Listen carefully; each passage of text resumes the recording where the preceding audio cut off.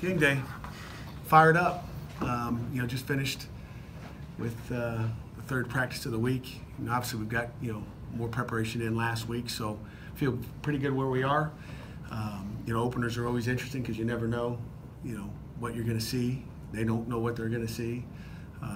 We've got a lot of new faces out there, as we've talked about for months and months, since January, I guess. And it's going to be interesting to see how guys react under pressure. I mean, there'll be a lot of pressure out there in Heinz Field, and good pressure. Our guys are prepared. I feel good with where we are, and it's game time, so that's where we are. Questions?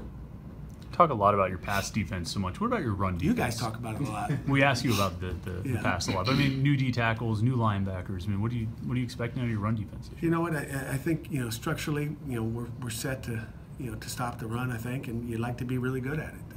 That's why I said there's going to be a lot of interesting things. And they got a new middle linebacker, and Salim Brightwell, and Elijah Zeiss played in the opener a year ago, and then you didn't see him since then. He's beefed up. He's stronger. Sean Adobu's been the constant out there. He's like your veteran guy at the linebacker spot, and I know what we're going to get out of him. I don't know what you're going to get out of Elijah, and I don't know what you're going to get out of Salim. I mean, it's just game day. But we felt good in the scrimmages we've been in, and but scrimmages are different than the real game. So Keyshawn Camp inside, I feel really good about. But again, he's a puppy. He's a man still, though. He's a grown man, and I expect great things from him and Shane Roy inside. And Amir Watts will probably be that third guy going in. You said Monday you feel really good about that D-line. The linebackers, I mean, what about their strengths is what really stands out to you? I mean, it's a faster group. It's a faster group. It's for sure a faster group. You talk about, we're really, I mean, Elijah Zeiss in the boundary with some of the wheel routes you get to see. You feel really good with the speed he's got there. He's tough, he's physical, and he knows what to do. I think you feel better. I love Mike Caprera. He's a GA for us, but he's faster than Mike Caprera. Okay, but now Mike is really smart, and you knew you could count on Mike. I mean, Mike, I take Mike. I told him he better be ready. We got to change. If you see 30 out there, it's Caprera come back. We got a 6th year. You mentioned all the new faces.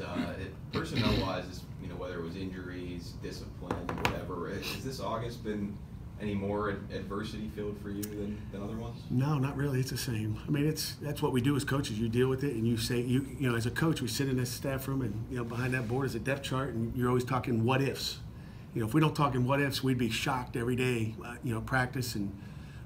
But that's the coach's world we live in, and that's why we move things around. We get what ifs in practice, and practice those sudden personnel changes, and what if that guy's not kicking off. I don't care if it's a kicker. We just got done with a staff meeting talking all the details of how we play our players, who's going to get in, who if he's in, can you call that front or that coverage or that blitz? Can you call that pass protection? Those are all details that that go into the what ifs on the depth charts, and there's a lot of unknowns, and that's why openers are so much fun. Max has talked about having a chip on his shoulder from what happened at USC. Is that something you have to monitor at all in the first game, that he's not trying to take out all of that sort of that pent-up energy in one play, or is that something that you would? He's so smooth. I mean, Max is he can say he's got it pinned up or whatever, but Max is so smooth you wouldn't ever see it. He's locked in. He was locked in today. In everything we did, all the special little plays that we've got in offensively, all the situational things. I mean, he's locked in. I don't think anything will affect him. He's playing the game, and he's not going to let any emotions get to him for sure. Speaking of what ifs, what if you have to play those young freshman running backs like you had to play Quadri 2 years ago?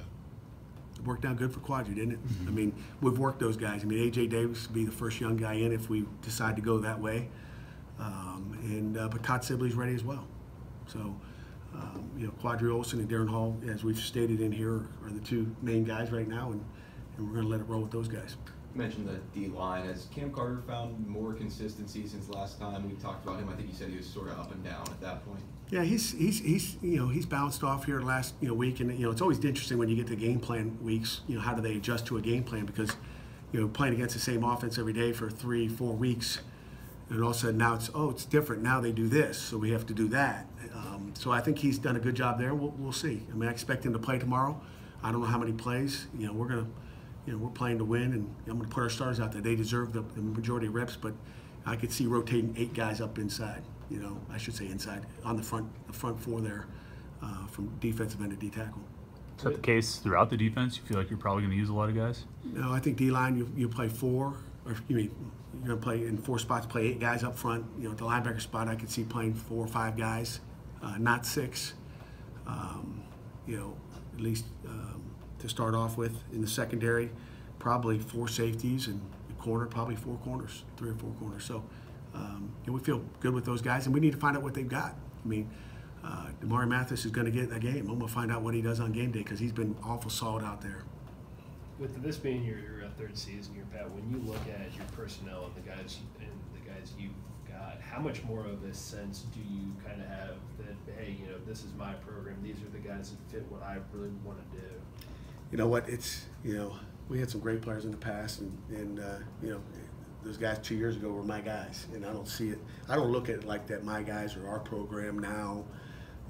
You know, if they're a pick guy, they're our guys, and I don't look at it that way. You know, Paul Chris did a great job recruiting, and we want a lot of games with those guys, and we're going to find out what we do with these guys. But you're younger. That's the difference. How much does your approach change the longer you've been in this? When you approach a new season, an opening day, has your approach changed at all, and how you just kind of go about things? Or? No, I think the best thing you can do as a coach, whether it's an assistant, a coordinator, or a head coach, is keep it consistent. You know, nothing changes. I mean, consistency is key. If we come out there and do things differently, the kids will be looking at, you know, we want them knowing what's going on. I think there's a process you go through and try to keep things consistent in preparation, so they're not shocked. You know, I don't think we want to ever shock our kids at practice by, hey, we're going live on a Thursday. I mean, those certain things. I mean, we try to stay consistent in whatever we do. How much better are Quadri Olson and Darren Hall now than they were 2 years ago? We're going to find out. I mean, I think they're both better. I mean, I think they're both stronger. They're more physical. They understand the offense, you know, better. You know, I always laugh at, you know, Quadri Olson. You know, he got his first playing time against Youngstown State in that second half and exploded through the line a few times. But if you went back and watched every game and analyzed it, you know, he had a lot of, you know, times where he got taken down, you know, by the first guy or tripped up and fell down. You know, there's a lot of trip up, fall down where, you know, he could have taken it to the house. He could have rushed for 2,000. So, you know, we expect him to be better now, and I expect it to be a 2,000 yard. You know, 1,000, yeah, he did that already. That's just saying the same. We expect him to make people miss, and they better take 2 or 3 to get that big dog down. And he's shown that in a scrimmage one day. He had a run. It was like, whoa, get him out of there. You've obviously coached against a lot of FCS schools, but have you ever seen a team with an FCS team like this with as much sort of former D1 talent as Youngstown State? No, they're talented. You know, Bo's done a great job recruiting. I mean, 25% of their roster are Pittsburgh guys, so they'll be cranked up, ready to go. And they're too deep. There's 23 to 25% of them are Pittsburgh guys. They will come here. I've told our guys they will come here fired up. They would like to wear that Pitt jersey probably, you know, a year ago, 2 years ago, 3 years, 4 years ago. I mean. You know, a lot of those kids probably dreamed, you know, to play at Pitt. They're playing there, and they get an opportunity to come to Heinz Field. Some of them played at Heinz, you know, 2 years ago in 2015. So, you know, they'll be ready, and we'll be ready. I know you want to win. I'm sure you want to stay healthy. But what are the other things that, at the end of the day, you're looking for to say this was a successful week 1? Well, you know, you're looking for execution. I mean, it comes down to execution. You want to see guys play like you've seen them play in practice and scrimmages, and I'm sure there'll be disappointments. You know, I'm not one of those guys that says, you know, we're going to have a perfect Saturday. There'll be things that we'll need to correct and fix, and oh my gosh, can't believe that. There'll be those plays and there'll be those days. So I guess we'll find out on Monday. Anything final for Coach?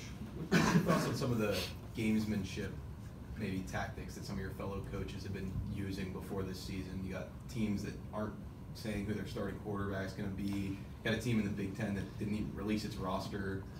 Yeah, I mean, I don't really care. We know the only thing I know is they can only put 11 of them out there, and I don't care who they are. I know who my 11 are. You know, I don't know if it's gamesmanship, or maybe there's too many ors. I don't know. Maybe I'm the same way. But I'm just giving you it straight. I mean, we don't try to hide anything. It's straight up what they are, and whether there's just, you know, straight up or not, it doesn't matter. We're going to look at the 11 guys around on the field, and it doesn't matter. You know, it really doesn't matter. You know, I guess that's the way it's going. Everybody wants to be sneaky. You know, we just want to play football. All right. This is Pitt. By the way.